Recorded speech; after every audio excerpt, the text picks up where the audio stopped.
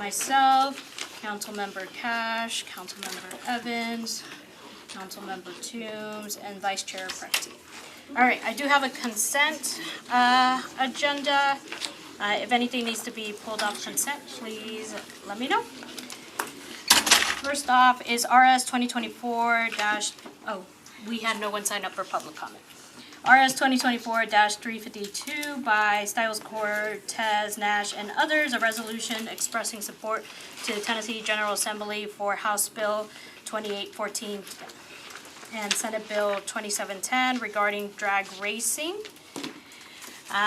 Next is RS 2024-353 by Porterfield, Huffman, Suara, and others, a resolution opposing legislation vacating the State University Board of Tennessee State University and allowing the management, governance, powers, and duties to be transferred to the Tennessee Higher Education Commission.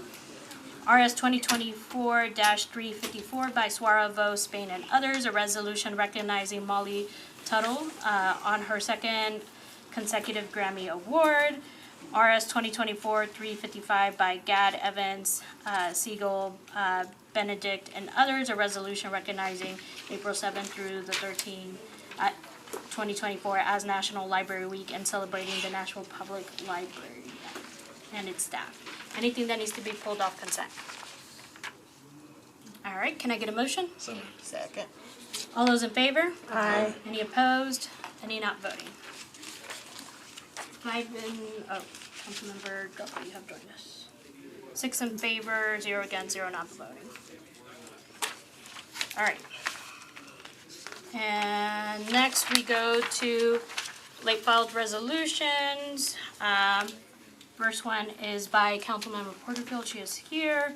A resolution authorizing the Metropolitan Human Relations Commission, MHRC, to approve Melanie Fowler Green as appropriate counsel on an hourly fee basis for additional representation of the MHRC in connection to a Title VI complaint against the Metropolitan Arts Commission. Can I get a motion? Second. Councilmember Porterfield, why is your resolution late, and could it be filed timely? I would like to defer that to the HRC, if I may. Yes. Good evening. Yes. MHRC. Well, sorry that it's late file. We still have the unresolved question of who's going to pay for it. We strongly feel that Metro, not inside of our budget, since we don't have a budget line item for it, nor is outside counsel often anticipated, and to have to pay for it seems to create an unfair power dynamic. We're trying to provide adequate advocacy for the complainants, and so we need to continue at this point, even though it's still unresolved of who will pay for it. Do you know when you would have that answer? Of who's paying for it? Maybe tonight. We've been asking and hadn't gotten satisfactory answers, but she's already passed what was allocated initially, and so we're here to try to move it forward. I think we'll get it paid for. We have the savings in our budget, but we don't think it should be spent for that. So she will get paid, but it shouldn't come out of our budget. Okay, thank you, Director Tucker. Does anyone have a problem or any other questions? Can we take a vote? Councilmember Stiles. I just wanted to stay in support of the sponsor and this initiative. I think it's important that there's representation for MHRC. All right, let's take a vote. All those in favor? Aye. Aye. Any opposed? Any not voting? 6 in favor, 0 against, 0 not voting. Thank you so much. Thank you. Next is bills on second reading, BL 2024-290 by Councilmember Evans, an ordinance to amend Chapter 2.196 of the Metropolitan Code of Laws regarding lobbying. Can I get a motion? Second. All right, Councilmember Evans, you have an amendment. Yes, I'm not going to run that amendment tonight. Instead, I'd like to move for a one-meeting deferral. Okay. Can I get a motion for a one-meeting deferral? So maybe. Second. All those in favor? Aye. Aye. Any opposed? Any not voting? All right, 6 in favor, 0 against, 0 not voting. All right. We're now on elections and confirmation. And we'll do the rules at the end. All right, first up is Arts Commission appointment of, I'm gonna need help with this one. At Manat? Yes, Atmanan Jaikaran. AJ, Atmanat. Okay, do you like me to just move forward or stay? yes, if you could come sit here for a term expiring on March 14, 2026. Would you like a parking validation or a bus pass? Neither, thank you. Okay. Why don't you tell us, well, do you currently live in Davidson County? I do? Do you serve on any other metro boards and commissions? I do not. All right, tell us a little bit about yourself and why you're interested in serving. My name is Atmanan Jaikaran. Everybody calls me AJ. I've lived in Nashville for 22 years, originally from New York City. I want to serve in the commission because art empowers people and youth especially. I see that through my kids who are very artistic. During the season, the summers, fall, winter, and spring, we have these French doors of glass. We would let them paint, decorate on the walls, on the glass, let them express themselves. I think because of that, I have a daughter who is a pre-med at Vanderbilt University. Another high schooler will be going to engineering school. I think arts, learning piano, painting, logic, prepared them for that. And also at the core of it, art unites people. And I think Nashville and the verge of becoming the city of murals, and I love murals. My cousins were visiting in town. I took them to the Gulch with the Wings at 2 a.m. and they loved it. So who doesn't love art? Great. Thank you so much for that. So your questionnaire doesn't have that much information. Can you tell us a little bit about your art experience? I am currently the director of special projects at the National Museum of African American Music. I've always, I worked at United for quite a while, and I left because I wanted to get into the arts and culture and work in there and contribute as best as I can because it was drawing me again. My kids inspired me many years ago. I see the artistic talent and bent on them, and I wanted them to have access. I wanted them to have museums, shows, art gallery openings, and this is it. My experience comes from my love of that and seeing what it brought to my kids, having in Antioch, some of the things that's happened there, North Nashville, East Nashville. I think my experience comes from just being an average guy who's seen it, seen what it does to people, the smile, Great. Great. Are you committed to promoting equity in the Arts Commission? Yes. All right. Any other questions from committee members? Yes. The only question I have is, have you watched any of the Arts Commission meetings from this year? One. A recent one? 2 months ago. Oh, yes. Hey, dude, listen, I think that we all know this. I believe art unites people. And I believe that the city's on the right track to doing this. There's a mechanism there. I've watched just that one, and I don't really know a whole lot what's going on. But, at the end of the day, let's all be good people. Let brotherly love and sisterly love prevail. Let love prevail at the end of the day. I trust people that when they make decisions, say something, it comes from a place of from love and from their heart, even if we disagree with each other. At least I know you have the best interest of the city, at heart. That's okay. Vice Chair? Did you have a question there? I was just scratching my forehead. Oh, okay. I might hear in a moment, but All right. Councilmember Stiles? So the meeting that you watched of the Arts Commission, what took place in that particular meeting? That was the one where I think Director Singh was there, and it was, and you testified, I believe, and it was the one he was on FMLA. They asked that, and I watched. I was at work. I was in and out, so I didn't. I believe it was 70 minutes. So I don't remember any takeaways really from that. I mean, it was. I think it was a heavy topic, obviously. So. Vice Chair? I thought you let her. No, I was saying, please go ahead. So, it's no secret that there's been some tumult with the Arts Commission. And I think it's our responsibility to make sure that a person who we approve their appointment to the Arts Commission is fully apprised of the current situation and prepared to take on the task that is going to, and to take on the task and the duties and the role that is going to be required of them. And so there are some significant hurdles that are going to have to be overcome. So I want to go backwards and move forward. Could you sort of share with this committee any instances where you have had a specific issue or disagreement in a professional setting, how you approach that and how you work to resolve that kind of conflict? Professional setting. Gosh, I'm looking at my years of, I learned something from my wife, who was my hero and who was actually quite brilliant. Many years ago, she got a promotion and she was having an issue with a coworker in a different state. I said, honey, well, just do what you gotta do in the administrative process. She goes, no. Her process was kindness will resolve the love. I spoke about love. And that's been my approach when there's been disagreements. I know, 4 months ago, I had an instance with a coworker, a conflict. I said, hey, what about this? She goes, well, we'll talk about it later. No, I need to know this information. And I got upset at her. I said, you know what, just be quiet. I text my wife. I said, here's what I said.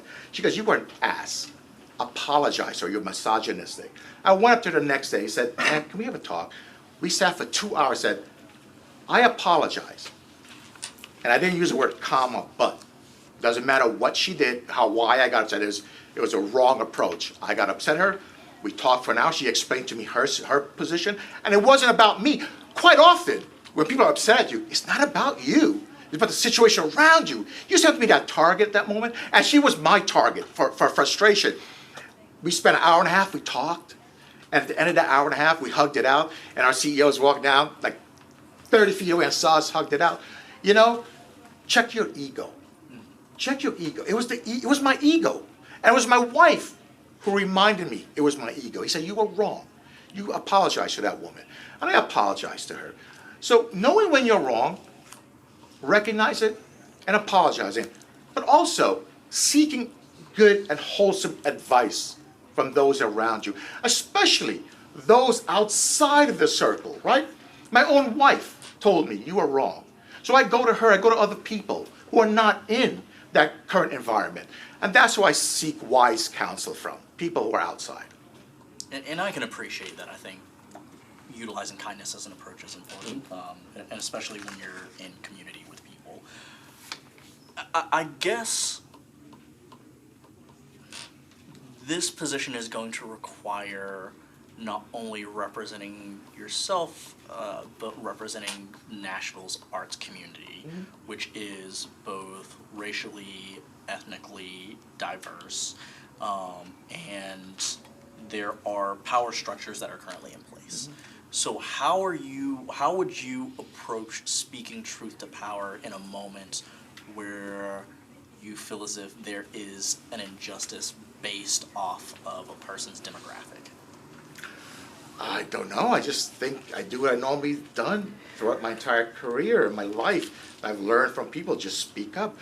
You asked a question about equity. I'll tell you what equity means to me. Equal access, right? Giving everyone the access to the opportunity to funding. I recognize, especially in the south side of town, like where I'm from, is the Antioch area, that there's been a lack of access to the arts, to the funding. And I think the commission, along with all partners, stakeholders, nonprofits, can promote the resources, especially if you identify, if you take the zip codes, where are all the funding going? And you say, simple, friends, I'm a data guy. Take zip code, it's very powerful. You throw a zip code out, you say where all the money's going.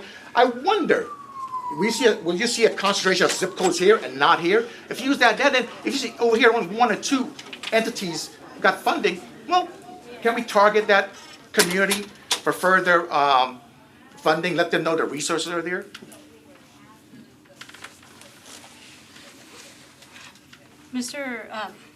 Councilmember Timms. Thank you, Chair. So, I think the council members on this committee are well versed and aware of the issues that have been going on with the Arts Commission that actually go back to last year, the issues with the Thrive Grant funding. As chair of the Minority Caucus, the caucus took a stance in terms of that funding and the city adhering to promises made last year by the Arts Commission.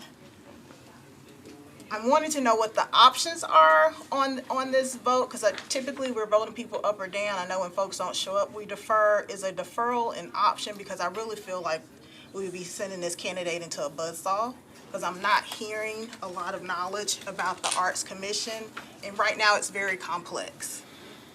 There's a lot of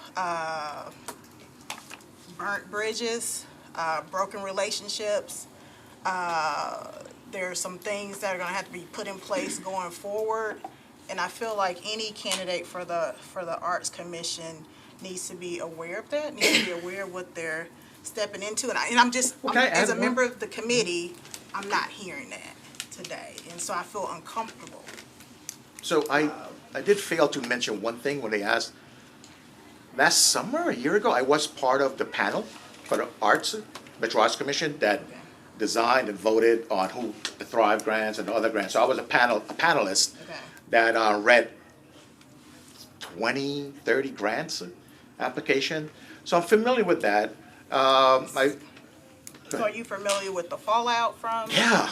Okay. Yeah. Okay. I am familiar, right? And I've had friends who've worked there, but and they've told me, they've said some stuff what's been happening. It's just, so the at that meeting, the outside counsel that was brought in to review, what struck me, his finding was simple. He said that there was a lot of miscommunication from the commission and the staff with Daniel. He said that, I think there was not enough education around what anti-racism is versus DEI.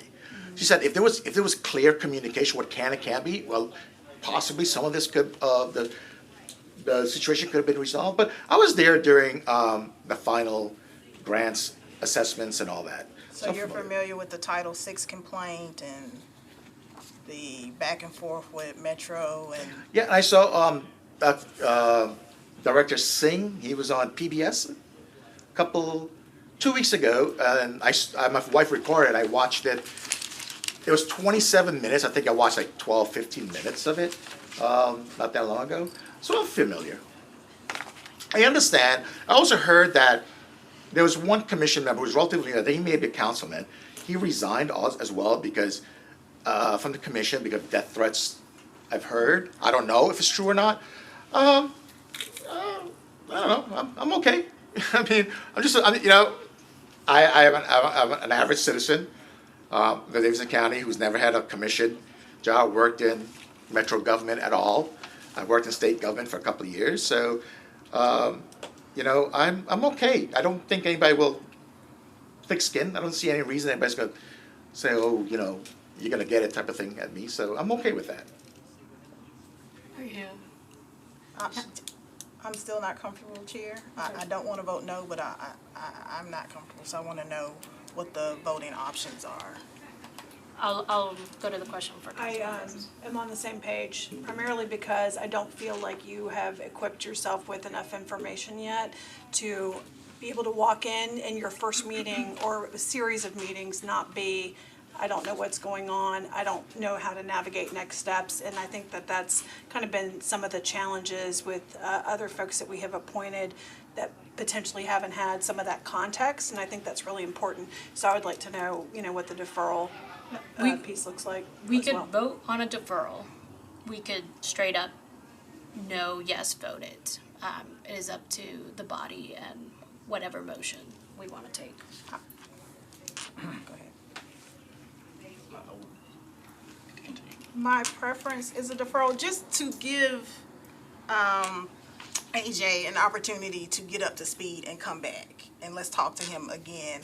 I don't feel comfortable saying no. I'm always uncomfortable with that when folks are put up, particularly by the mayor's office. I know that they are vetted thoroughly by the mayor's office, but I have some real concerns from what I've heard today.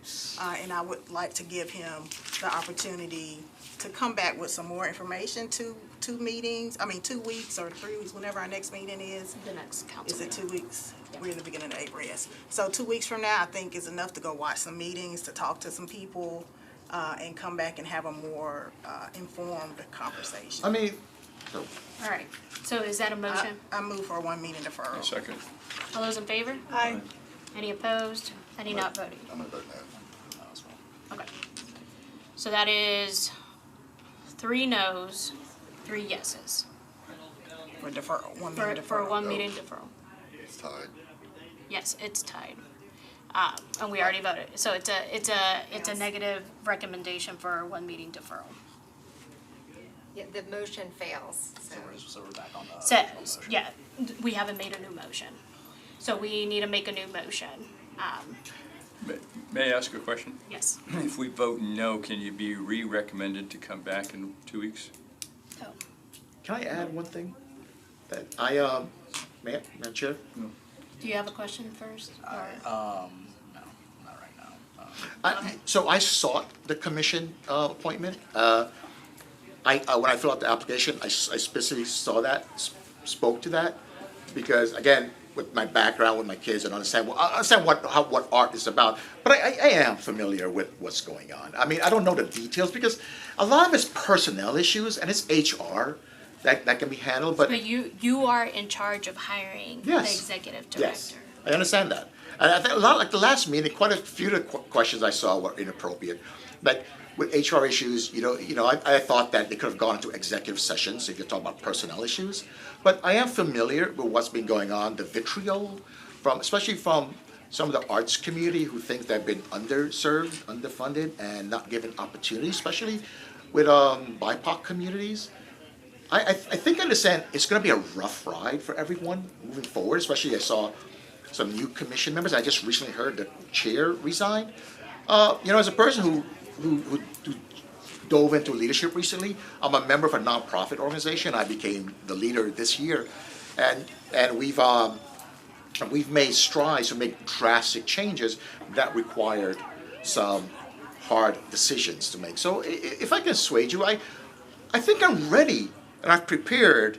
I understand the questions around equity and what's legal and what's not, what's there, and I'm ready to serve. Yes.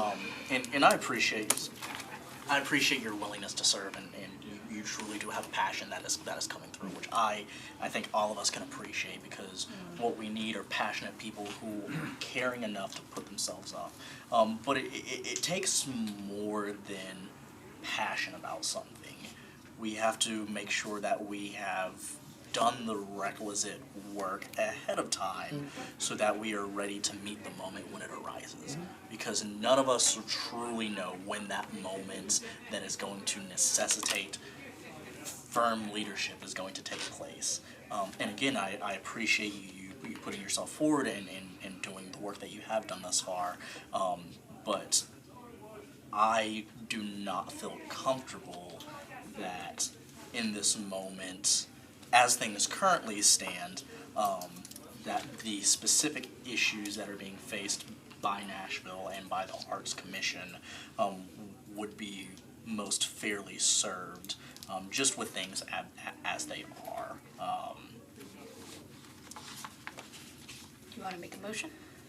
I'll wait until other members have. Council member? I just wanted to reach out to the members here of the mayor's office and ask, you've heard kind of the concerns, and I don't disagree with the concerns about we're in a kind of unique place here with the Arts Commission.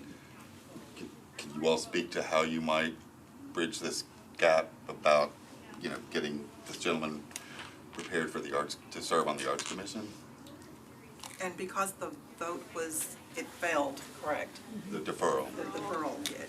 And that was what we were hoping, so that we could have an opportunity to talk to him more about what's going on with the Arts Commission, other than just withdraw the name. is what I would suggest, if you guys are still undecided. You want us to withdraw the nominee, or, well, you would have to withdraw the nominee, yeah. Councilmember, well, former Councilmember Rosenberg, does he want to talk? Can we do that? I would suggest that if y'all are uncomfortable, then since the motion to withdraw didn't pass, it also didn't fail, that might be a proper motion to make again. I'll make a motion to reconsider the deferral. Second. All right, so that's a motion for one meeting deferral. All those in favor? Wait, I'm sorry, are we voting on reconsidering or the new? Oh, reconsidering. It should just be another motion to defer, it's not a reconsideration. So, all those in favor of a one meeting deferral, you can raise your hand. Aye. Okay. That is 5 in favor, 1 against. All right. So you are deferred one meeting. That's it. Thank you. Thank you. All right, next up is the Bicycle and Pedestrian Advisory Commission appointment of Mr. Nathaniel McDowell for a term expiring February 8, 2027. Is he here this time? I don't, it's like, Still biking. Mr. Martin? Tough day to bike. Mr. Martin's here. Where are you? Is he still biking? No, Mr. Martin's here. Yeah. All right, we'll skip to the next one. Is he Mr. here? Martin. Yes, Mr. Martin's here. No, Mr. McDowell is not. Wait, Okay. Mr. Harold Martin. Martin. Harold Martin. Well, that's not the Two next of the one. three, how about that? We're not on that one. Is it? You wrote it on the wrong. Oh, I wrote it in the wrong place. There we go. Did we? I have a vice chair. All right. Mr. Martin, thank you so much for being here. Do you need a parking pass or a bus pass? No, I have a parking pass. Okay. Do you currently live in Davidson County? Yes. Do you serve on any other metro boards and commissions? No. All right. Why don't you tell us a little bit about yourself and why you're interested in serving? Well, I am retired military, Air Force, also a retired pastor from Nashville. I continue in retirement to serve. I've volunteered in various different aspects of our community. I've volunteered for the Election Commission, officer at some of the voting precincts, early voting. I've volunteered for other organizations like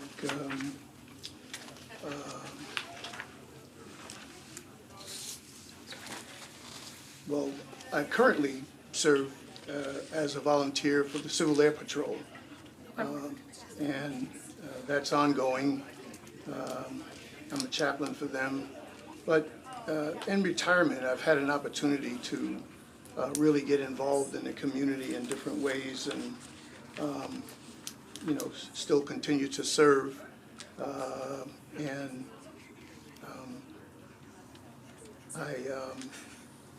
my main interest is to represent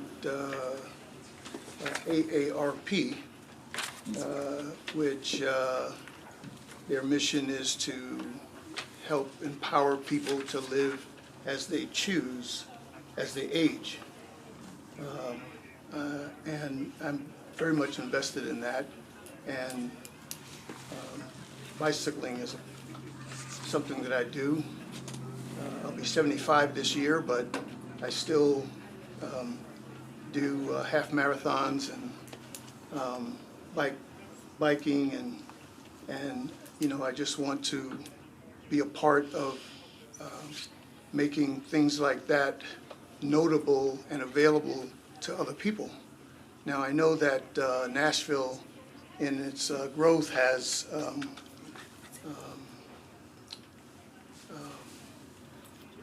a lot of challenges, especially in terms of biking and pedestrians.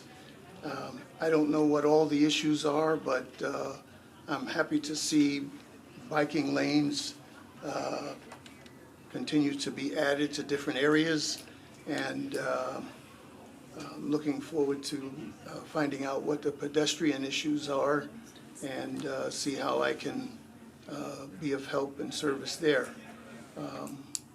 I like talking to people in the community, finding out what their needs are, and trying to address those needs. So I'm not sure what the mission is for the Bicycle and Pedestrian Commission, but you know, I want to make myself available to be a part of making things happen there and making it successful. Great, well, thank you for your willingness to serve, and I want to be doing what you're doing at 75.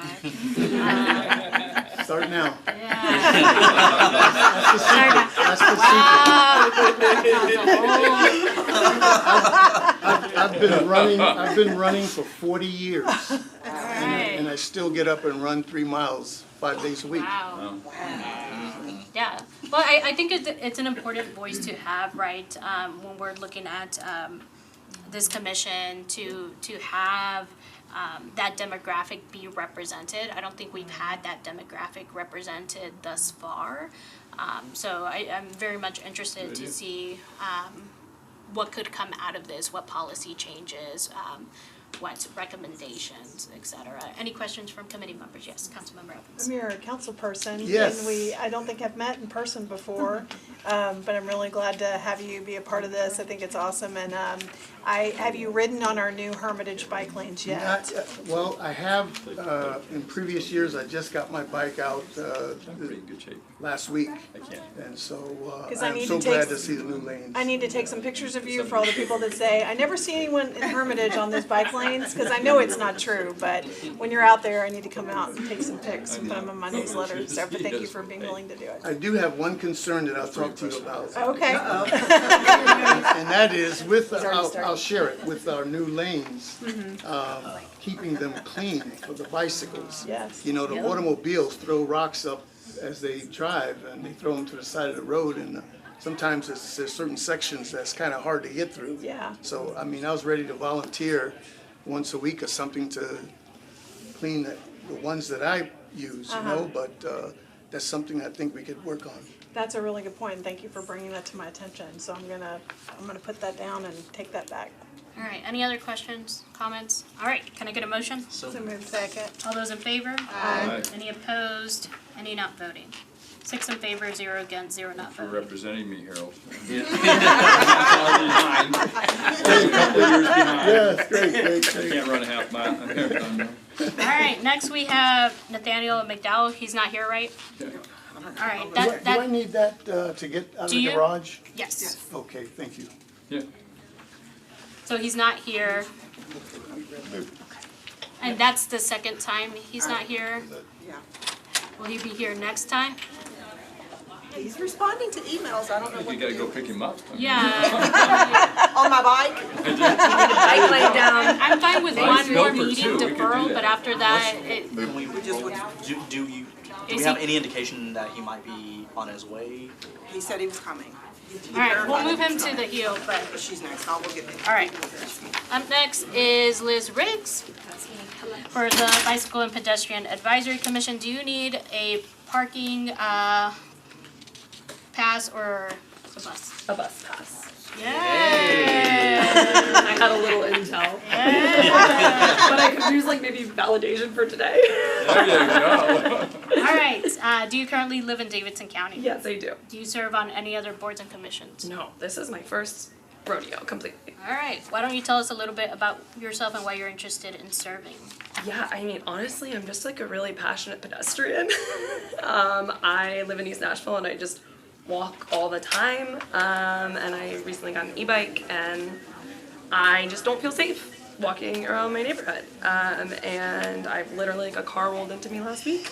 I've been hit while I was on a scooter, like riding home from work. And I wanted to ride my bike here today, but I was like, I'm not riding down Gallatin Avenue, like, you know. And so I'm just like, want it to be safer for everybody. I used to be a teacher and in Metro, and I hate seeing like students standing on site even for the school bus, and they're like standing literally in the middle of the street. it's just not great out there. And I've loved seeing the improvements that have happened. And honestly, I was like complaining online, and Mr. Mayor messaged me. So just like be careful what you tweet, because if you tweet too much about sidewalks, this was not on my 24 bingo. I'm just a writer, but I'm here and I'm ready. Yeah. That's great. Thank you for that. Thank you You for never know your what's willingness gonna to happen, share. do you? You know, I was walking right at this intersection on the side to WeGo Central, and I almost got hit by a car turning right on red.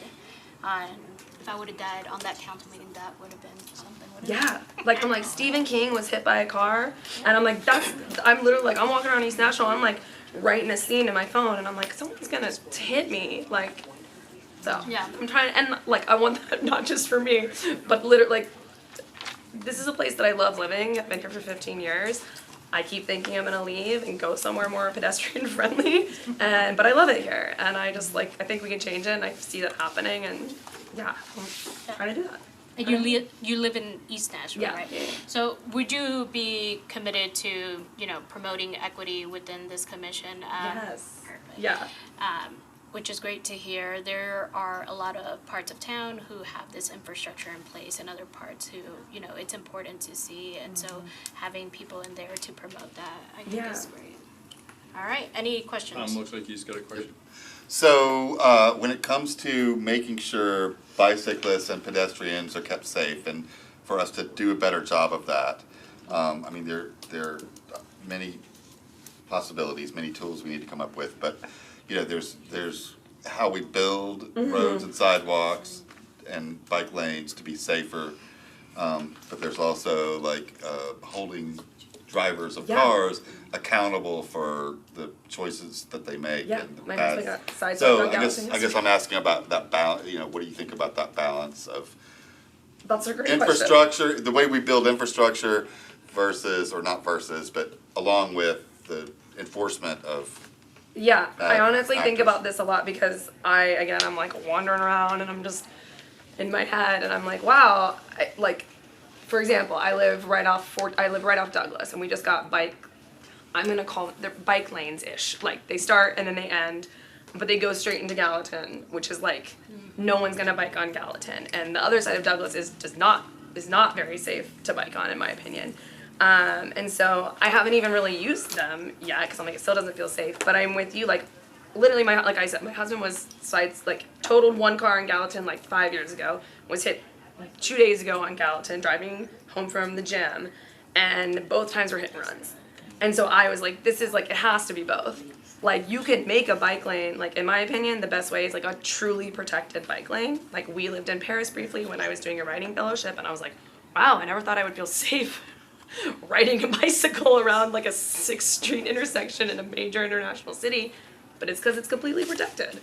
And like a car can't hit you. We have your own traffic lights in those bike lanes. And like there's just sort of like there's penalties for cars that make it so that you don't want, like, the speed limit is super low. You are discouraged from driving your car. Like, I'm like, why is the speed limit on Gallatin? I think in places it's 45 miles an hour. Of course, why would I walk down the street there? That's terrifying. So yeah, I think like to me there's like a both and also like I live right next to a bus stop, but it's on the other side of Gallatin, and it has prevented me from taking the bus because I'd watch people run the red light at that light so much I don't even want to cross Gallatin, kind of thing. Like I'm just like, oh my god, I'm gonna die like at a crosswalk. So I don't have like I clearly have strong opinions about it. I don't know if I have the answers, but it's got to be both, right? All right. Any other questions? Can I get a motion? So moved. Second. All those in favor? Aye. Any opposed? Any not voting? 6 in favor, 0 against, 0 not voting. Thank you so much. Up next is Melba Jackson for the Equalization Board.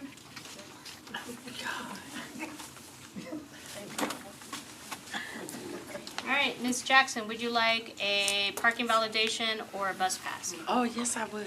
Parking. All right. Thank you. Thank you. Do you currently live in Davidson County? Yes, I do. Do you serve on any other metro boards and commissions? No. All right, why don't you tell us a little bit about yourself and why you're interested in serving? Okay, I've been working with the assessor's office. I started as a I can't even think. Hearing officer. Hearing officer. Thank you, Vivian. I started as a hearing officer, and then Vivian brought to my attention maybe I'd be interested in working on the board. So I've been working on the Metro Board of Equalization now for 2 terms since 2020. And I just enjoy working with the board and helping our taxpayers and to make, good possibilities of decreasing their tax liabilities. Great. All right, any questions from committee members? No. I was not prepared for that. The last time I was appointed, they just called all our names and they appointed us all together. So I was not prepared for this. I vote that we just call her name and appoint her. All right, can I get a motion? Second. All those in favor? Aye. Any opposed? Any not voting? 6 in favor, 0 against, 0 not voting. Thank you so much. Thank you so much. All right, up next is Roger Farmer. All right, Mr. Farmer, would you like a parking pass or a bus pass? Parking pass will be. All right, here you go. Thank you very much. Do you currently live in Davidson County? Yes, ma'am. Do you serve on any metro boards and commissions? Just the Board of Equalization. All right, why don't you tell us a little bit about yourself and why you're interested in serving? Actually, I'm very active in a lot of different boards in our community, especially in District 12 with Missouri. And so I was first a hearing officer for a couple of years and then was appointed in 2020 to be an alternate on the board. And I just think it's great to assist our constituents in everything that we do and work with them to not only review taxes, whether it's commercial or residential, and make sure that they're very well taken care of. Great. All right, any questions from the board? Yes. No, I won't ask any all the questions. But I appreciate you wanting to do it again, because I know this is what, your 3rd, 4th time that we're heading into, so I know you're an asset to the assessor, so thank you for doing it. You're so welcome. All right, can I get a motion? Second. All those in favor? Aye. Any opposed? Any not voting? 6 in favor, 0 against, 0 not voting. Thank you so much. Next is Alexa Colton. For the Equalization Board appointment, Ms. Colton, would you like a parking validation or a bus pass? Parking. Thank you. Go. All right, do you currently live in Davidson County? I do, yes. Do you serve on any other boards and commissions? I do not. Okay. Why don't you tell us a little bit about yourself and why you're interested in serving? I work as a hearing officer with Roger and Melba down at the assessor's office. I have since just before COVID, and it's been very rewarding. And Vivian brought to my attention that there's some spots that were going to be available, and so I I wanted to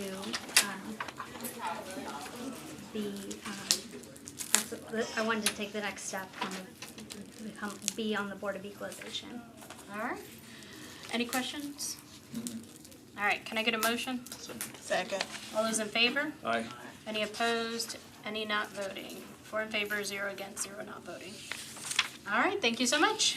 Up next is Mr. John Green for the Equalization Board. Mr. Green, would you like a parking validation or a bus pass? A bus pass, please. Yes. All right.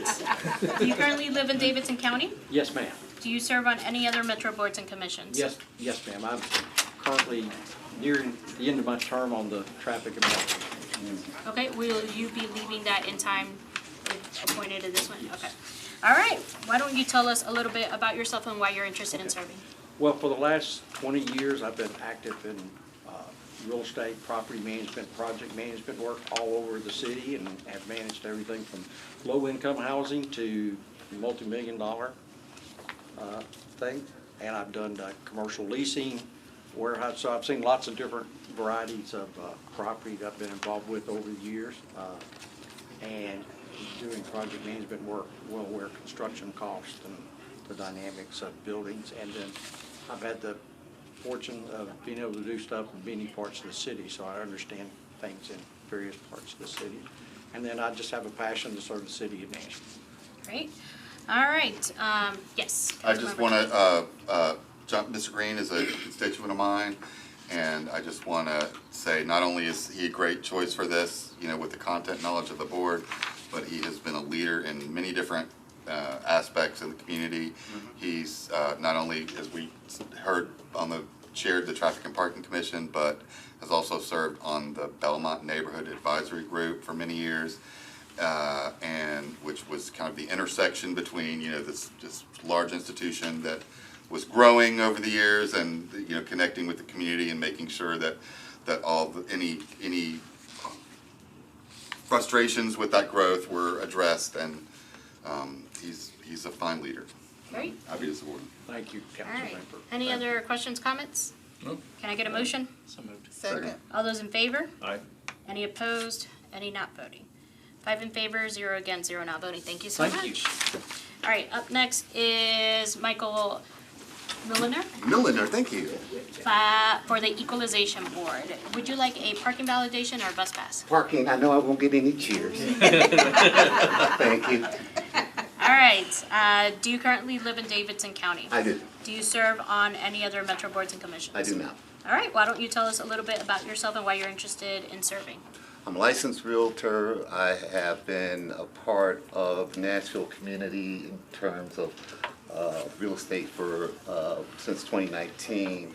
My interest here is not only learning more about the categorization and valuation, but the assessment portion that goes on in the assessor's office, and being a part of that and contributing to that and making sure that there's fairness and equity in that. All right, any questions from committee members? All right, can I get a motion? So moved. Second. All those in favor? Aye. Any opposed? Any not voting? 5 in favor, 0 against, 0 not voting. Thank you so much. Thank you. Up next is Jeffrey Sheehan Sheehan? for the Metropolitan Action Commission. I'm so sorry. It's all right. All right. Would you like a parking validation or a bus pass? I'm gonna need a parking validation, please. All right. Fair weather bus rider, yes. Not fair weather. All right. Do you currently live in Davidson County? I do. Do you serve on any other Metro boards and commissions? I do not. Why don't you tell us a little bit about yourself and why you're interested in serving? Sure. So the committee knows this, but for the the viewers at home, the action part of Metro Action is fighting the cycle of poverty, and it's hard to imagine a better public service task than doing that. I've been in Nashville for about 25 years, a little longer than that, and that I have a background in the city that goes to law, it goes to academia, it goes to public schools, it goes to the immigration justice, and that the whole theme of making Nashville a livable city for the families that are just on the margin of being comfortable is such an important mission, and it's one that it just makes things better for literally everyone. One of the things that I'm really sensitive to as a lawyer and as someone who's been here for a while is making sure that you're trying to do the right things, but that you're also conscientious about doing it the right way, so that the right things don't get undone, so that they can be effective and consistent. That it's been a real honor and a privilege to serve on the PTO for my kids' elementary school. It's been an honor and a privilege to serve at my church during COVID and to serve on the board of Tennessee Justice for Our Neighbors. And I'm really optimistic and hopeful about the future of this particular commission, and would love to be a part of it. Great, thank you. Are there any questions from committee members? Yes. Another constituent of mine, and I've worked with him for a number of years on any number of things in the neighborhood. He's a good neighborhood guy, but when he talks about making sure that in Nashville the underprivileged are looked out for, I think, what did you say, something about the edge of being uncomfortable? He will practice what he preaches. He and I have talked about that area of that things related to that for years. Great, thank you. And I'll say as well, I've worked with Jeff professionally, my day job, and like when he talks about the action part of Metro Action, he puts his money where his mouth is and is genuinely invested in a lot of our neighbors who need somebody to help them, so. Great. All right. Any other questions? Okay, can I get a motion? Second. All those in favor? Aye. Any opposed? Any not voting? 5 in favor, 0 against, 0 not voting. Thank you. Thank you so much. All right, next up is Justin Singleton for the Metropolitan Action Commission. Mr. Singleton, would you like a parking validation or a bus pass? Parking validation, please. Go. Thank you. All right. Do you currently live in Davidson County? Yes, ma'am, I do. Do you serve on any other Metro boards and commissions? No, ma'am, I do not. All right, why don't you tell us a little bit about yourself and why you're interested in serving? Yes, my name is Justin Singleton. I'm currently a student at the University of Memphis, working my doctoral degree in social work. I have a passion for supporting those who are experiencing some type of poverty, because I know that poverty is usually, if we look back, usually has some type of impact on a lot of the outcomes for individuals who are dealing with it. I come from a family of servants, especially male servants, so I value giving back to the community, supporting way possible. I invested in myself to make sure that we can do all things possible to, kind of make sure that those things are impacting, whether it be our mental health, whether it be our outcomes towards education, that we try to defeat those barriers any way possible.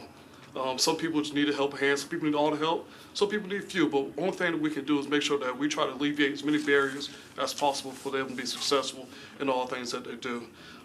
Unfortunately, I have a different mindset. I don't believe that we'll end poverty at all at any time soon, but we can help alleviate the things that are causing the impact towards poverty. And so if we give somebody a chance, for the next generation or the current generation, that they'll have the ability to be successful in all things possible and hopefully leave that cycle of poverty. So that's really one of the reasons why I'm looking forward to serving this community. I've served in many areas, whether it be on the state and national level. I want to kind of help my backyard, those who are being impacted by those things. So any way I can be as a servant to the community, I want to support that, especially for those who are misfortunate. Great, thank you so much. Any questions, comments from committee members? All right, can I get a motion? Second. All those in favor? Aye. Any opposed? Any not voting? 5 in favor, 0 against, 0 not voting. Thank you so much. We're almost done. All right, public records, Judge Steve Dozier. Dozier. This will need to be deferred to the next meeting because he's in trial and is unable to be here. Will you? He's a judge. Is that really an excuse? Will you let Judge know that I specifically said that he needs to be here first thing? I'm sure you want us to do that. Can I get a motion for one meeting deferral? Second. All those in favor? Aye. Any opposed? Any not voting? 5 in favor, 0 against. Yes, that's for sure. I don't know about that. Okay, last one, yes. William Harris. Mr. Harris, would you like a parking validation or bus pass? All right, thank you. Do you currently live in Davidson County? Yes, Do you serve on any other Metro boards and commissions? yes. Which one? I'm serving on the Social Service Board as I speak now, and I was asked to stay on the board under our new mayor. Oh, yes, this the one, Yeah, you're yes. just gonna be reappointed. We're all confused, you're all good. All right, why don't you tell us a little bit about yourself and why you're interested in continuing to serve? Because I was asked. All right. Simple. Good short. What else do you need to know? Well, any questions from other members? Well, I'll ask, what is, having served for a number of years now, what do you see is one of the biggest problems that we have on the current commission? Or something see that we have problems. not addressed? I don't see any problems. You think we're all good? I Okay, think we're good. all right. Okay, can I get a, yes?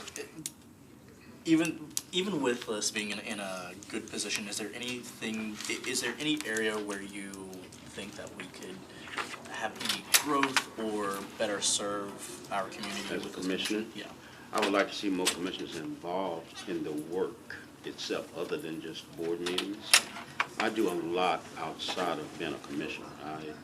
do toy drives, I do food drives, I deal with the homeless, I go to warming shelters, COVID shelters. I'm involved hands-on, and been that way since I've been there. And I think that's one thing that the commission needs to look at, because it's more than just sitting in a meeting for an hour. If you really want to be a part of it, you have to have it at heart. All right. Any questions, comments? All right, can I get a motion? So moved. Second. All those in favor? Aye. Any opposed? Any not voting? 5 in favor, 0 against, 0 not voting. Thank you so much. All right, we're on to, Wait, we had one, did we put somebody on the? oh, yes, we did move him. All right, I'm gonna personally call him and find out what happened. all right, I'm only moving for one meeting to Okay. So moved. Second. All those in favor? This is the second. Okay. All right, all those in favor? Any opposed? Any not voting? 5 in favor, 0 against, 0 not voting. Okay. All right, thank you, council member. We're on to rules changes. First one up is proposed amendment to Rule 23 by myself, council member, Director Darby. Do you wanna speak to this? Rule 2, amendment, this would change the name of the Public Facilities Arts and Culture Committee. Oh, I'm missing one, yes. Proposed amendment to Rules 2 by Stiles and Welsh. Yes. Okay, so this would change the standing committee name from Public Facilities Arts and Culture to Arts, Parks, Libraries, and Entertainment. Great, thank you. Councilmember Stiles, do you have anything to add to that? I sure do. Thank you so much, Make it Jen, short. for allowing me to speak. So, as a committee, we discussed the name. Public facilities really does not work. It sounds like restrooms, and then we threw in, arts and culture afterwards. So, getting rid of public facilities, arts being a primary topic that we address, and bringing back parks and libraries, which is what was there when we first came in our first term, but then also including entertainment. So the committee voted as a whole for this new name change. It could have Which been. becomes Apple. Oh, okay. It could have been Parks and Rec, though. Yeah, that wasn't happening. Okay. All right. Any questions from committee members? It's a good idea. All right. Yeah. Okay. All right. We're good. All those. Can I get a motion? So moved. All those in favor? Aye. Aye. Any opposed? Any not voting? 5 in favor, 0 against, 0 not voting. All right. Next is proposed amendment to Rule 23 by myself. Director Darby, do you want to speak to this? Sure. Rule 23, the amendments are to 23.1, which would require the appointee to appear before the Rules Committee. And then Rule 23.3 would essentially require it would change the pacing of the appointment so that an appointee would appear before the committee at meeting 1, like now, and then 2 weeks later, the committee would meet again about that appointment, and then it would go to the full council, rather than an appointee coming to today's meeting and then go to the council for approval. So it just changes up that pacing to give a little bit more time for consideration by the full council. Yeah, and this came up from our special called meetings, which was a suggestion by committee members and other council members who attended, to give us more time for those that can attend the Rules Committee meetings to be able to go back and watch and send any concerns or comments to the administration that they might have.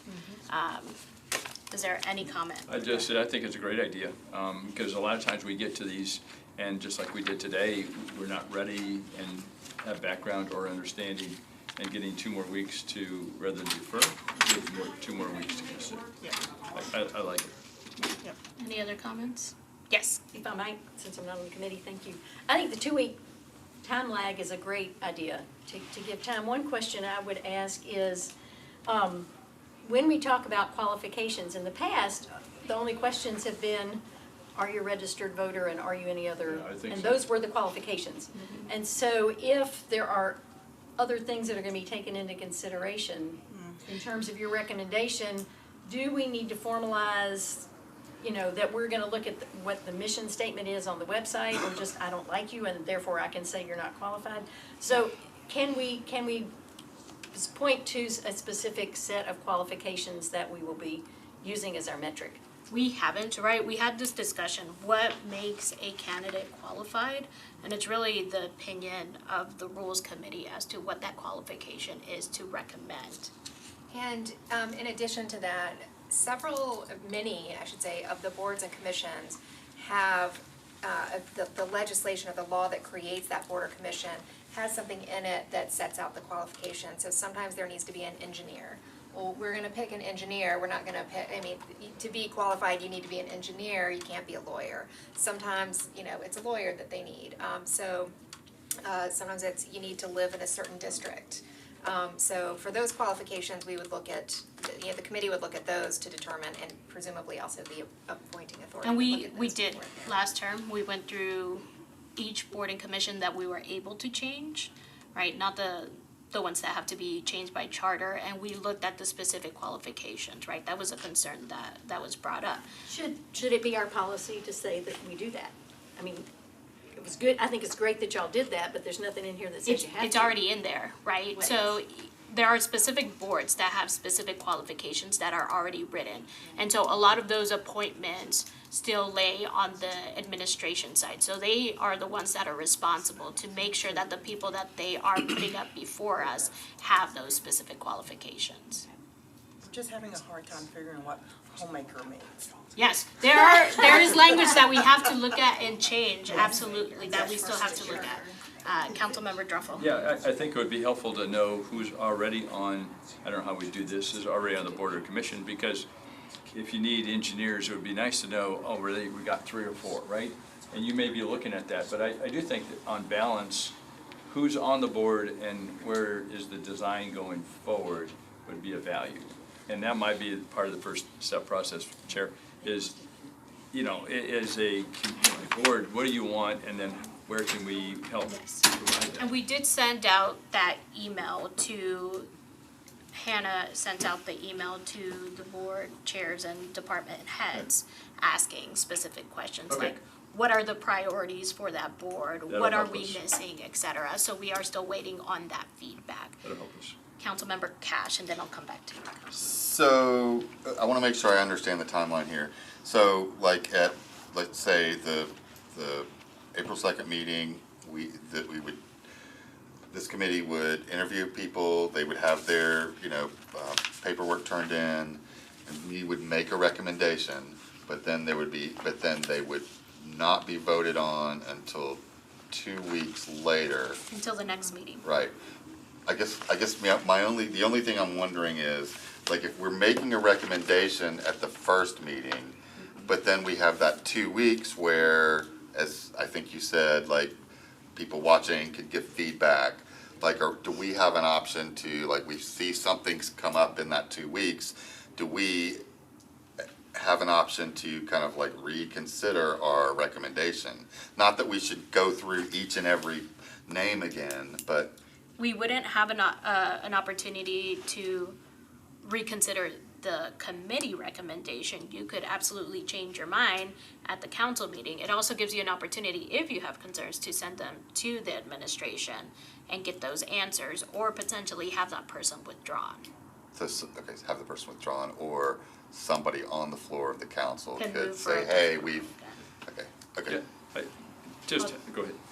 I think you were, no, Councilmember Porterfield was. Porterfield was. Thank you for recognizing me even though I'm not on the committee. I'll be extremely brief. I kind of looked at it as far as like the qualifications. It says that the committee shall meet and determine the relative qualifications and report to the council its recommendations. So I kind of saw those as like 2 different things. My assumption is that everyone that comes here is qualified, because the only qualifications are registered voter, lives in Davidson County. You don't have to be a registered voter. I'm sorry, so sorry. Some of them you have to be a registered voter on, some of them you don't have to be a registered voter on, my apologies. Lives in Davidson County, and is whatever the other one is. And then not on another board or commission. And then to Director Darby's point, if there are other specific things, like you have to be an engineer, like all those things will be vetted. So I am looking at, with the way that it is being vetted now, that you all are making a recommendation not based on if they are qualified, because the assumption is that they meet the checklist of qualifications. You are making a recommendation on if this person would be a good fit to serve on the board or the commission. So that's my interpretation of of how the rule is presented. Thank you. Councilmember Dorf. No, go ahead. Councilmember Evans. Thank you, Mr. Birthday Boy. Oh, happy birthday! That was yesterday. I was older yesterday. Now it's another. Forget the year. I just wanted to, I guess, have these gone to has this rule change in particular gone to the administration? Because I know they've got a process, and I don't know, is there feedback on the process? I have a strong opinion, but. They were here for the special call meetings. Well, Brian Sexton was. Yeah, Brian was. Oh, okay. Do you have an opinion? I do. Go for it. Thank you. We have some concerns about it. I would say two things. First of all, I think that this rule ties the Metro Council's hands. Currently, you guys have the option of deferring any nominee that you like, which you did tonight, and you also have the option of getting these constituents onto boards and commissions tonight. Under this rule change, you're taking away that option. You're not adding any options. You're taking away your option to swiftly approve and then thank in public these folks who are willing to volunteer on boards and commissions. I'd also say that we're creating additional barriers for citizens participating in government that are a little bit different than how we handle legislation. Y'all also approved a bunch of resolutions tonight, which will go to the floor tonight with nobody having the opportunity to review any discussion that took place in committee for consideration, but there's an opportunity on the floor to ask any questions that you'd like. We have to fill 636 seats on 70 boards and commissions. We need these folks to be Davidson County residents. To Councilmember Allen's point, to be, and your points, to be qualified to meet the charter or code dictated requirements for the positions, and we want them to be competent, good people who are all of our collective constituents, and we're just making it a little bit more difficult for citizens to be in government, asking them either to come down twice. They don't have to come down twice. To forego the opportunity to meet the council members and thank you all, or for y'all to thank them in public for the opportunity, and to delay nominations. And I appreciate what you're getting at, which is that council needs to have its most informed voice possible on commission appointees and nominees, but I'd submit that the list is sent over 2 weeks in advance. The questionnaires are sent 6 days in advance. Anybody has the opportunity to ask questions before then, prior to the Rules Committee meeting, after the Rules Committee meeting. And I just am not sure how many people are going to go back and watch the Rules Committee meeting on YouTube for the disadvantages that it brings. And I appreciate the chance to vocalize that. I appreciate the administration's feedback on that. I would disagree, right? People aren't required to come back to the next meeting for the vote. We did talk about having a process set forward where everyone would come if they wanted to and take a picture with the mayor. I think that's still happening, right? They could still plan to do that. I think we've had several council members who have had concerns about appointees that have gone forward for a vote and been approved, and then they come back and say, well, I didn't know that. If I knew that, then I wouldn't have voted for them, right? We can go ahead and defer all of the people that come before us, right? If we have concerns, deferring, and we still have to meet the requirement of 60 days, Director Darby, to appoint them. It's just doing the process with the council members in mind. I think that several of us have had concerns. I think that going ahead and approving people just as they come, or giving a report from this committee, is not going to be the most accurate depiction at times. Later on, we have screenshots that are sent from their social media account telling us what they have put online that are sometimes anti-immigrant. I had one of those today, right? So I want to make sure that we are putting the best people forward. I think there are boards where it's hard to get people up who we have struggled with in the past. I think we have an opportunity now where we could ask council members, hey, do you have recommendations? In the past, last term, I sent a list of recommendations that the administration took, and a lot of them got appointed. I have yet to do that for this term. We talked about it with the minority caucus. We talked about it with the immigrant caucus, to send a list to make this easier for you all. I've had maybe 2-3 of my recommendations to the vice mayor now be appointed to a board and commission. And those were left over from what the previous administration where it wasn't done on time. I think we have ample opportunity to make sure that we do this right and not to rush anything.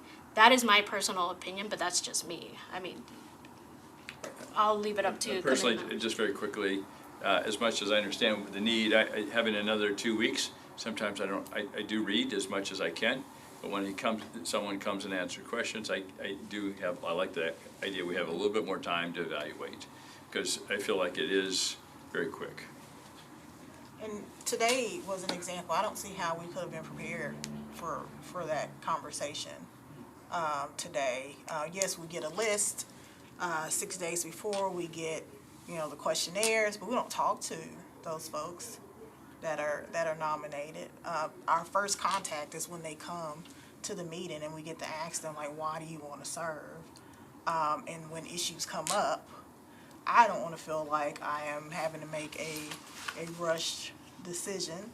Sometimes we get emails from constituents like, hey, there's an issue with this person, but we get it like today, Tuesday. That's right. When it's time to vote, and you want to give someone the benefit of the doubt and vet the concerns before taking a vote on that person. So my preference is to do this 2 weeks in advance, because like you said, Chair, we can just defer everybody.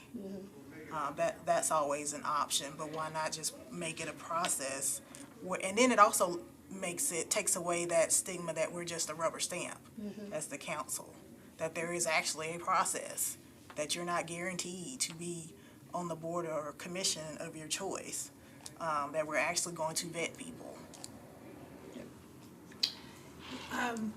Yeah, I totally understand your position on the administration side, and I also appreciate that it's challenging to kind of go through that timing to vet people as well. I think the additive, like marketing, I guess, of the council members, and I would assume there are probably many who don't know that they could be recommending people, that initiative would probably be helpful to get more people in the door. I think I looked at like the letter that we got today from Director Hall, and not being fully cognizant maybe of some of the boards and commissions that are having quorum issues. The only one that I ever see is the sexual licensing board, but that's only because somebody puts it on Twitter that they didn't meet quorum and they had to cancel. Like, I don't know who is not meeting quorum, and so I don't know if there's a way to triage for our own education, like what commissions are the ones that are struggling and need people based on timing. And I know it's a lot of extra work for me to go ask those kinds of questions, but I kind of tend to lean towards the conversation today was really important, and it's important, I think, not only for the Arts Commission, but for every council committee that their issues are touching. And it's one of those that I don't think we can operate in a vacuum, because what am I gonna do, go out in the hallway if we hadn't deferred it and be like, here are all the things that we learned? So use Aaron's opinion to make your decision, as opposed to what you watch and your interpretation. Any other questions, comments? All right, can I get a motion? Second. All those in favor? Aye. Any opposed? Any not voting? 6 in favor, 0 against, 0 not voting. All right, next is proposed amendment to Rule 28 of the Rules and Procedures of Council. Director Darby, do you want to speak on this? Sure. So Rule 28 is about the public comment period. We enacted it late last term after the state law changed. And before we changed our rule, we used to require all public comment to not be on agenda items. So in the past, you couldn't speak about an agenda item. The state law changed so that we were required to allow people to speak about agenda items, so we've made that change. But the state law does not limit us to agenda items for public comment. So what this would do is at a council meeting, we will open it up to any topic. For committee meetings, it remains where the public comment period will be related to legislative items on that committee's agenda. Right, thank you. So it could be on any subject in the world. Yes. All right. Councilmember Porterfield, does your amendment? Thank you, Madam Chair. Similar to what Dr. Darby was saying, it used to be that people could speak on anything that wasn't on the agenda. We didn't have a lot of people to come out and speak, but occasionally people would come out and they would have something to say. They wanted to engage with their elected officials. They wanted to say something, so they came out, they said whatever they said that was not on the agenda. After the state law changed, we changed it so that it had to be on the agenda. And what we've seen so far this term, because it is limited, people have been finding very creative ways to try to bypass a rule that is in essence a barrier of people communicating with their elected body. Yes, they can tweet us, they can send us stuff on social media, they can email us, but people want FaceTime with their elected officials, and they want to be able to come and speak to their elected officials. So removing this barrier will allow people to just say whatever it is that they need to say and go on, continue, we can continue with the meeting. People aren't having to be creative and sneak in a way to say whatever it is that they're trying to say to the council. So I would love if you all would support that. Councilmember Evans. I think that when we transitioned this last term to this process, I know that I feel like it's been abused in the sense that the connections are very loose, and it's not really the spirit of the process is to have a loose kind of connection. I think that we've also probably put the vice mayor in a difficult position because she is the one responsible for carrying the meeting forward. And there are many times when people should have likely been gavelled and she didn't do it. And I know that's because she's going to err on the side of the public being able to communicate with us.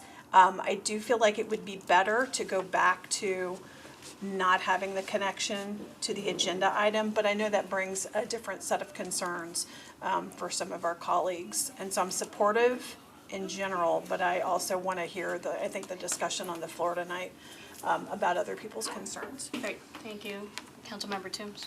So if it's open so that folks can talk about whatever they want to talk about, does the vice mayor still have the discretion as the person presiding over the meeting to, if something is inappropriate, to cut it off?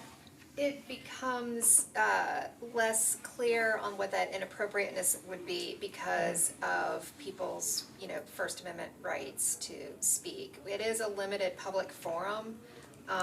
We can kind of define, the amount of time people have to speak, but when it comes to the content of the speech, we, absent following what the state law tells us to, which is keep it on the topic of the agenda item, we have less control over that.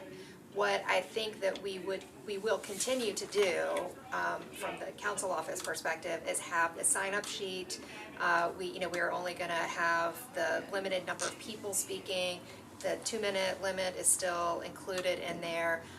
And because we have to allow people to speak about the agenda and the state law requires us to allow opposing viewpoints to those items, we still need to have topics in there. So we will still request, if you're speaking about an agenda item, you need to let us know, because that way if you support or oppose it, we can make sure that the people that are on the opposite side of that have an opportunity to speak as well. So we still have to kind of look at what the topics are going to be that are being discussed, but with this change, it will allow people to sign up to speak on X, Y, and Z, not on the agenda. Not on the agenda. Councilmember Turnbull. I wish I could like that, but I find that if I have 20 minutes, I want to hear some kind of relevance to what we're hearing tonight, because if it's something important and there's people with opinions, I like to hear that. But if to hear something not relevant to what we're going to hear, I find it not as strong. I wish there was a better place to hear more, because I think there's some important stuff we should hear, but I think it should be relevant. That's my personal opinion. Councilmember Cash. I'm kind of thinking out loud here. Like I don't like, kind of like what Councilmember Evans said, I feel like we've set some speakers up for doing things that are not in good faith, and I don't like that, and we're setting that up, and it's hard to keep it from happening, and I don't really care for that happening the way it has. I guess part of me wonders if, like, there's part of me that wants us to prioritize things that are on that night's agenda. Like, I'm thinking out loud, and I don't want for us to repeatedly have, like, one group with one issue to, kind of fill up all the spots and not have opportunity for other people, but I don't know that there's really any way to control that. I don't know, I'm kind of mixed on it, and I kind of wish we had a little more way to control the, kind of prioritize, not on subject matter, but relevance to that agenda, if that makes sense. Councilmember Toombs. So for me, public comment is an opportunity for folks to speak on things that don't typically have a public hearing. It makes no sense for folks to, even though state law says we have to allow people to speak on the agenda for items that have a public hearing. It's just a repeat.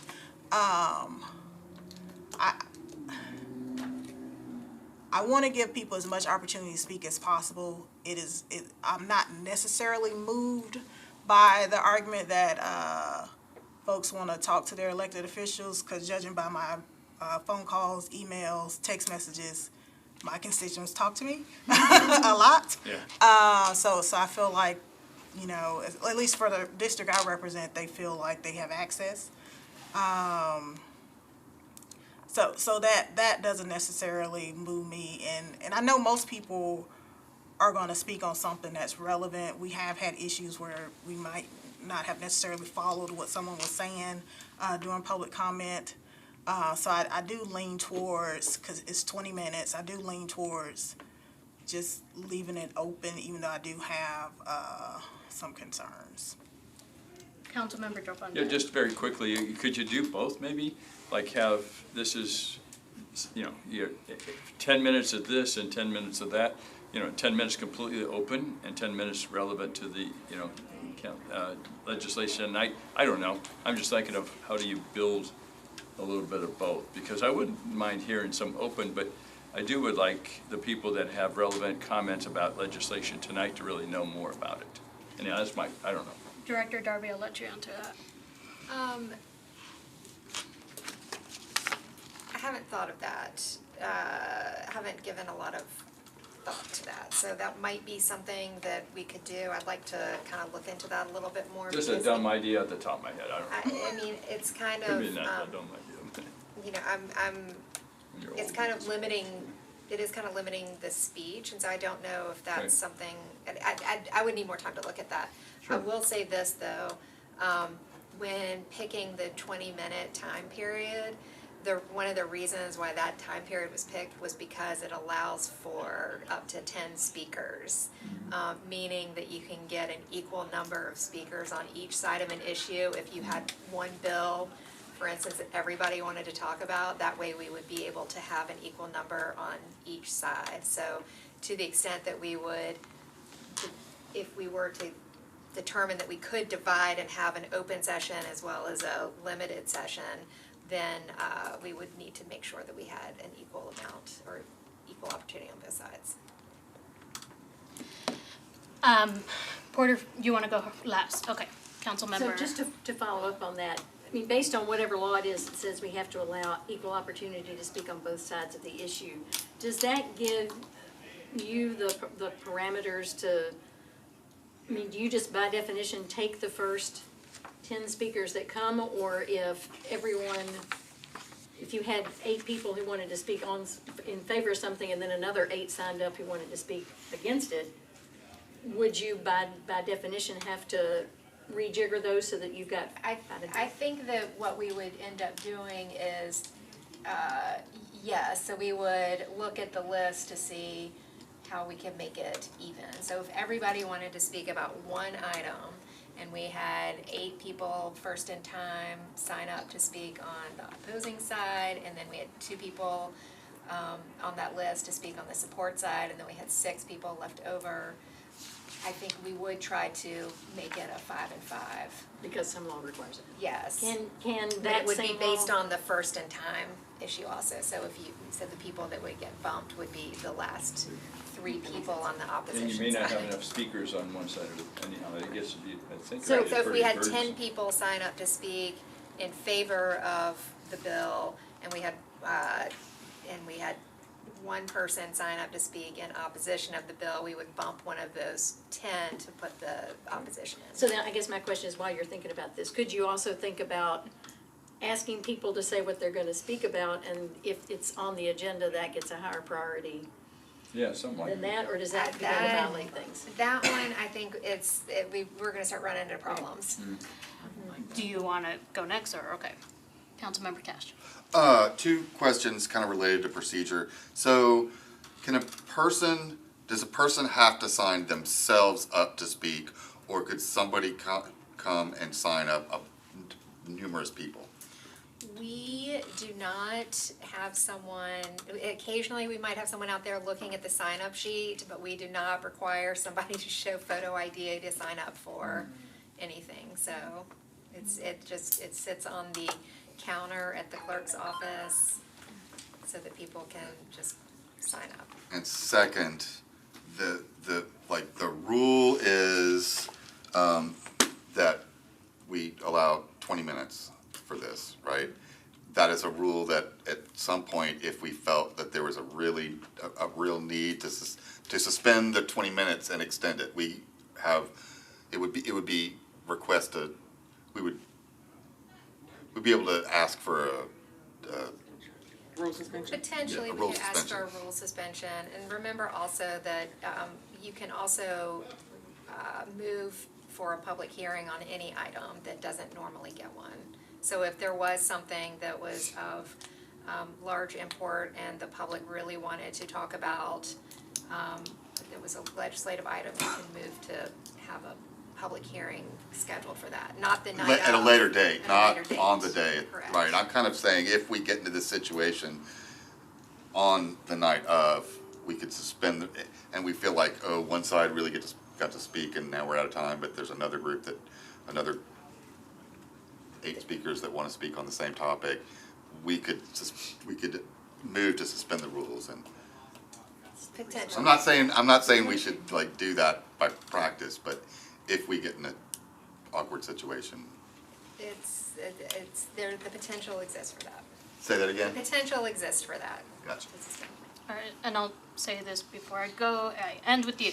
I agree with Councilmember Toombs, right? I think of public comment as an opportunity for constituents to come and speak to us on things that we might not be considering, right? I take today as an example with the high school students that came and spoke on specific topics, and we don't have legislation before us on those topics. I think there is an opportunity for groups to propose real change and real legislation that we could then take and work on, right? Like an example would be if Walk Bike Nashville said, hey, this would be very important, you all need to take a look at this.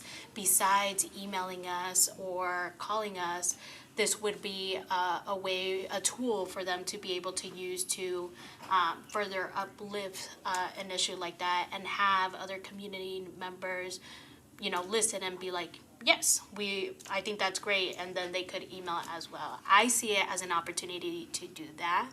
I highly doubt that people will take advantage of this in a way that isn't, useful, right?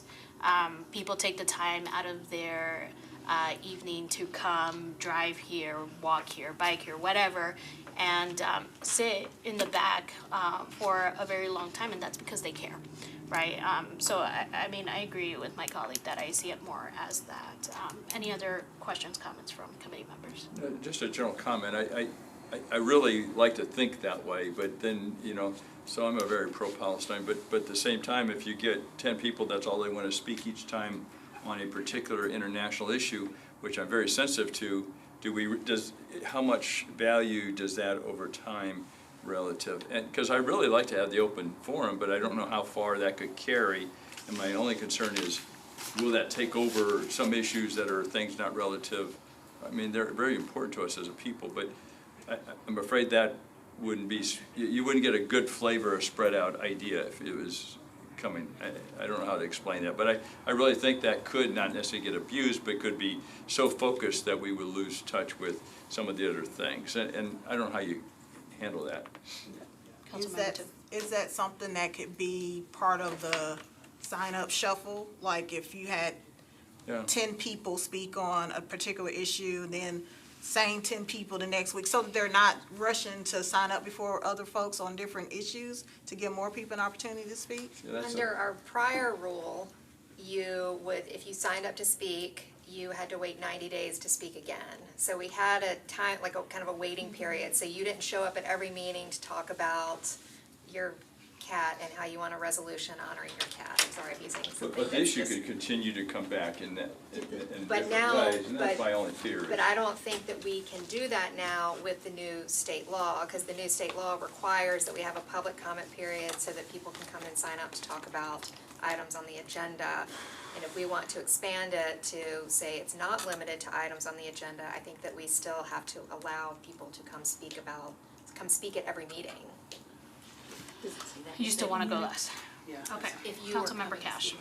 So just to follow up on that, I hear what you're saying about we can't exclude somebody from speaking, but can we like precedents, like prioritize people who haven't been there as recently, is I guess what I think that kind of goes to the bifurcating of the public comment period as well. That is something that I would need to research. I don't have an answer for you on that right now. Councilmember Lee. Whatever decision we make on this, I would hope that we wouldn't make anything that would later down the road look as if we were showing favoritism to certain topics or certain people or that type of thing. All right, any other questions, comments? All right, Councilmember Porterfield.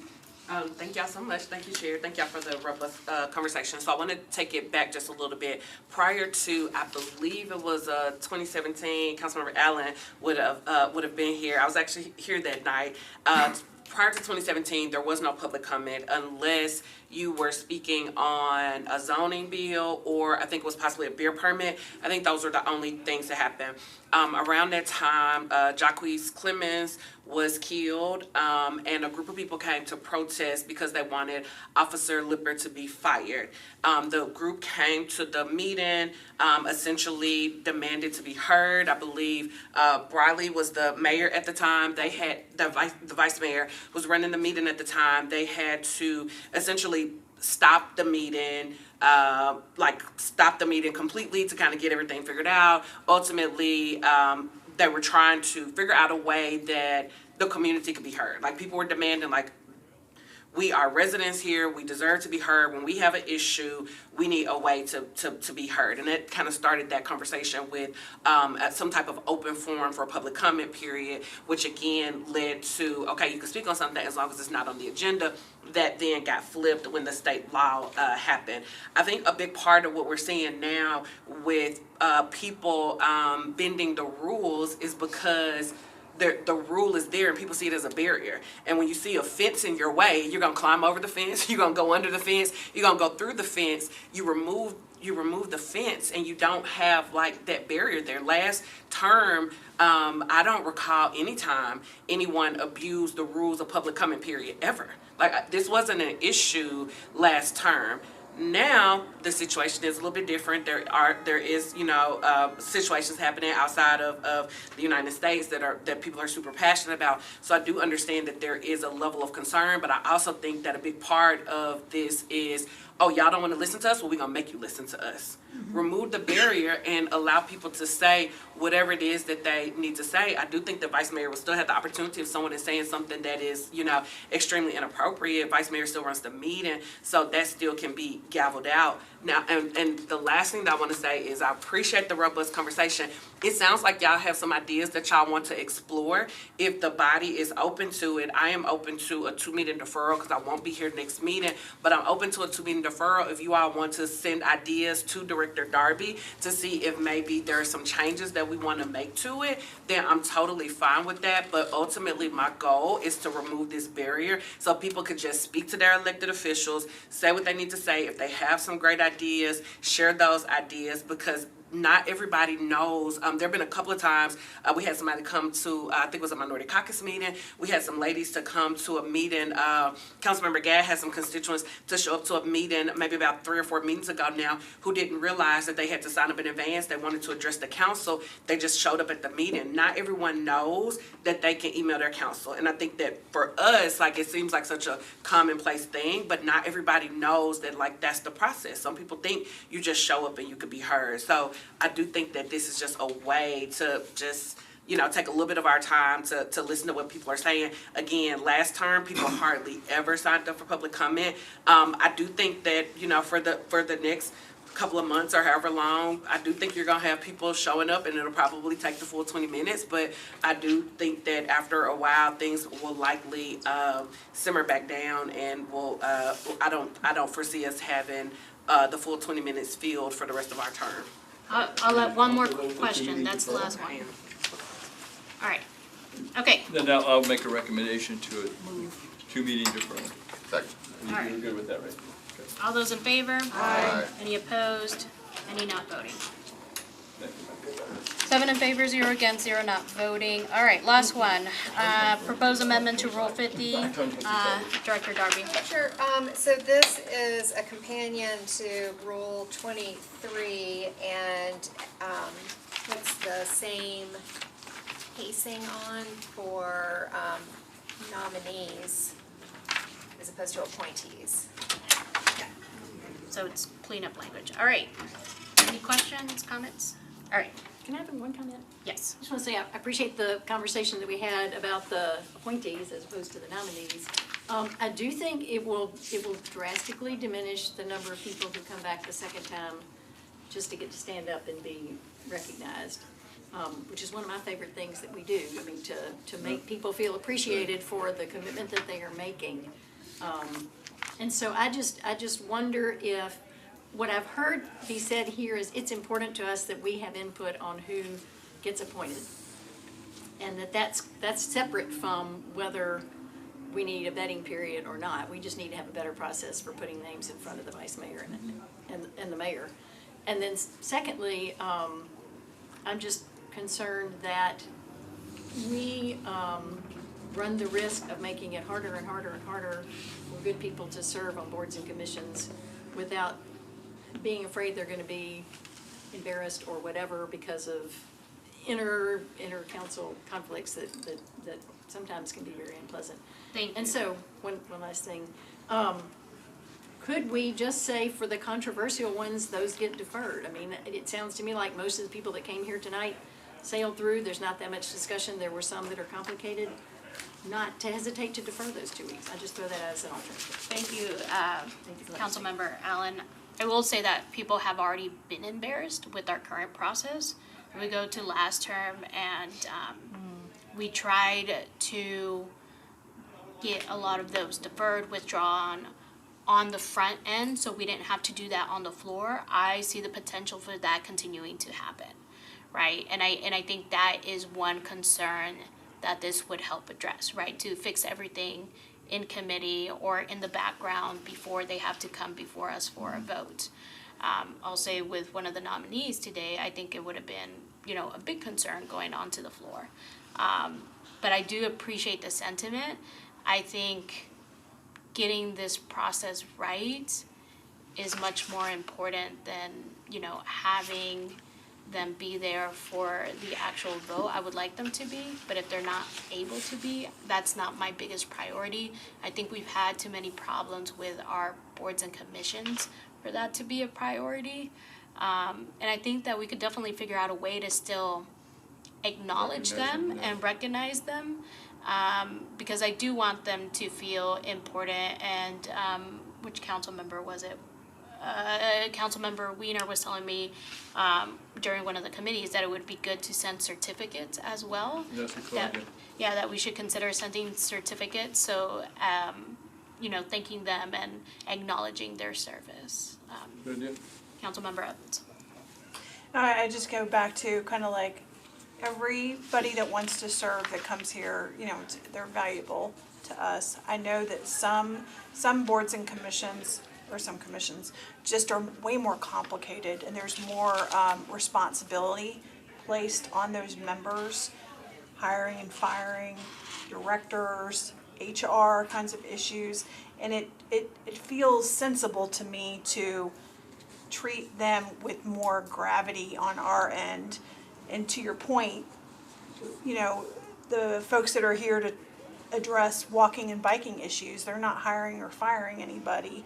And so I'm more confident that if somebody were to come back, and if the gentleman that was here tonight from my district, some, you know, HOA person came and said, that person was mean to me or whatever, I'd probably be a little bit, feel a little bit better about it, only because I know that the power that we're granting that entity is not as substantial. And so I still go back to the where's the power structure in these boards and commissions?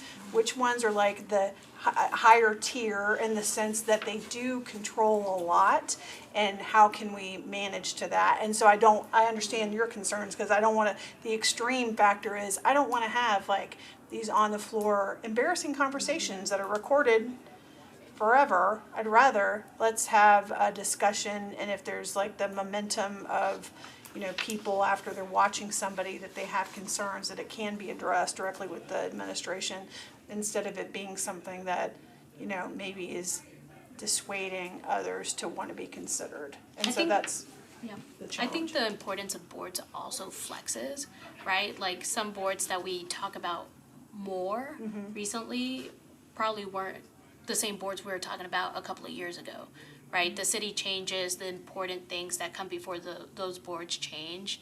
And so I think it's hard to single specific boards out. I think that in the future, there also needs to be conversations about the sizes of these boards and commissions. They need to be more uniform in size, right? It could help with a lot of the quorum issues as well. Councilmember Cash. I just want to make sure, I'm trying to look at 23 and 50 again, the rules.